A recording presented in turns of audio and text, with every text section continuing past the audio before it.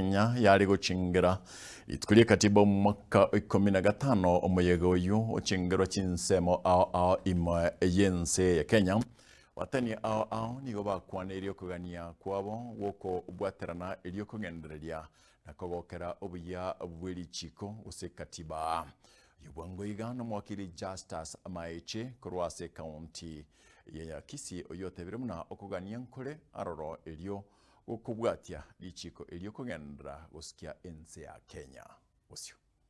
So over the 15 years, we can say that this Kenyan constitution is the most celebrated legal framework in Africa, and I think even in other countries. It is termed as a very progressive document which is guiding us and guiding its citizens. Today I have seen the team is about to rise up and defend the Katiba.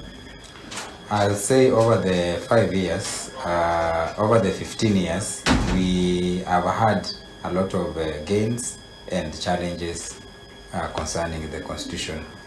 I'll say about the strengths and the hits of this Constitution, one of it which everybody unaangalia tu na unaona ni maneno ya devolution.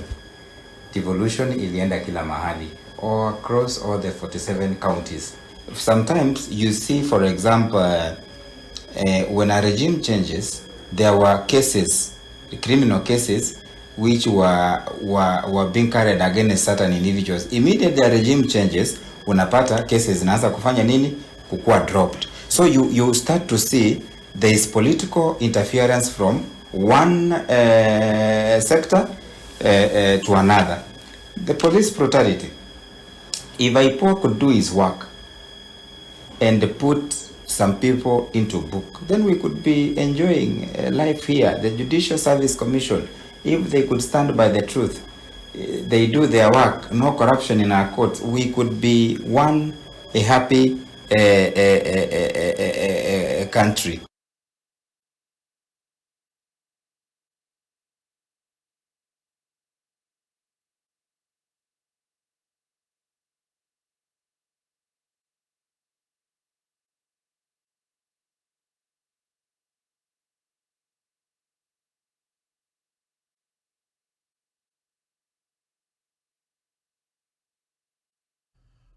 Mokonyi bomurai bwense